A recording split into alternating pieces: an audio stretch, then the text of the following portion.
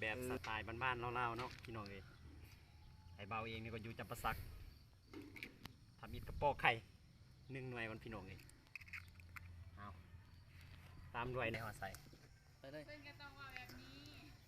เอาพี่น้องอันนี้น้ำปลาเนาะ1 ส่วนแกงขึ้นว่าสันได้ตามสูตรมันใส่ลงไปพี่น้องบัดนี้ผงสูรส อ้าวใส่เลยอันที่3เนาะกะแป้งนัวเนาะพี่น้องเอ้ยแป้งนวดแล้วผงชูรสนะใส่ประมาณ1 บวงแกง 1 บวงซ่าซ่าวันบานด้วย1 บวงแกงอันนี้เอาแล้วหันก็ตีเนาะพี่น้องคนให้เข้ากันให้เข้าเดียวได้พี่น้องเอ้ย เอาเบิ่งใกล้ๆนี่นี่นั่นเถอะ เอากระปุกในโบโพดเลยมาไปเอาไม้นี่ ผมนี่ก็ได้แล้วเอา เอาเนาะยังจื้อได้ป่ะพี่น้องจุลินทรีย์สังเคราะห์แสงมาลุ้นนำกันแต่นี่21 หา 30 วัน มันสิเป็นก็เป็นคันบ่เป็นกะบ่เป็นนั่นแหละพี่น้องเฮาสิใส่ขวดผักขวดมีเอาแบบธรรมชาติบ่ใส่ปุ๋ยเคมีบ่แม่นเฮ็ดกินเนาะ เราสิเอาไปทอด เอาไปทอดแต่ก็แซ่บเลยใส่น้ำปลาใส่แป้งนัวมันก็เป๊ะเลยได้ใส่เผ็ดอีกโอ้ยสุดย แน อ ว ด หนานขี้เดียฝา ห ห น้า น้า ตาเป็นตะกินเลยก็ว่ากัน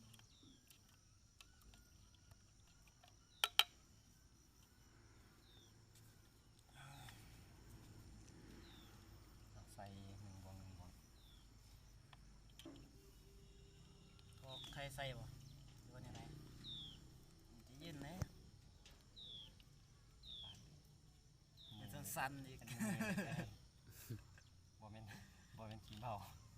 ดีๆ สงสัยรองเท้าบ่โผล่ เอาบริแกะนะตามเบิ่ง แต่ละมือ เอา นี่ พ่อเลย มา ดิ สั่ สั่ น น แล้วแม่นแล้วก็ เอาจากนั้นเขาก็ สั่น ทำการสั่นเนาะเพื่อให้มันเข้ากันนี่แหละน้ำกับไข่อ้าว ตามวิชาการเพิ่นว่าไข่นี่มันสิช่วยให้อาหารให้จุลินทรีย์ที่มีอยู่ในน้ำเฮาบ่สามารถเห็นให้มันแพร่เชื้อและไข่นี่เป็นว่าอาหารใส่เป็นว่าน้ำดีแต่บ่ใส่เกลือกับกะปิพี่น้องมื้อนี้ แนวหนักบ่ได้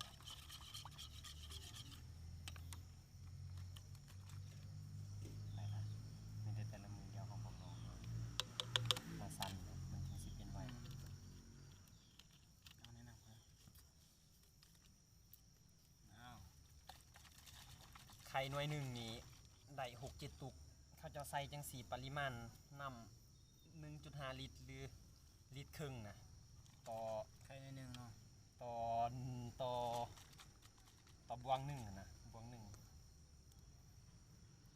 ไข่หน่วยหนึ่งนี่ได้หลายตุกเลย